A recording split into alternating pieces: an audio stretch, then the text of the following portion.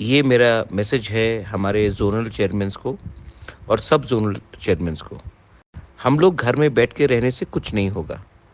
Government of Tripura ने ADC में zonal और सब ज़ोनल को डिज़ास्टर मैनेजमेंट का टीम बना के रखा है।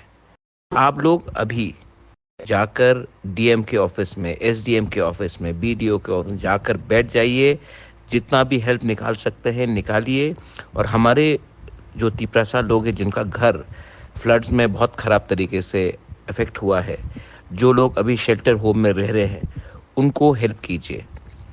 घर में बैठकर कंप्लेन करने से कुछ नहीं होगा। आपको डीएम के ऑफिस में जाकर बैठना पड़ेगा, एसडीएम के ऑफिस जाके बैठना पड़ेगा। और अगर काम निकालना है तो वहाँ में बैठकर ज़बरदस्ती आप वहाँ में बैठिए और काम निकालिए। गवर्नमेंट ऑफ त्रिपुरा ने अलाउ किया है डीएम एसडीएम के पास डिजास्टर मैनेजमेंट का फंड्स रखने के लिए। 3-3 करोड़ रुपया हर डीएम के ऑफिस में है इसके लिए। तो आप लोग अगर जाएंगे नहीं तो मदद नहीं मिलेगा। बुबागरा चाहता है कि हम लोग अपने तिपरासा को हेल्प करें।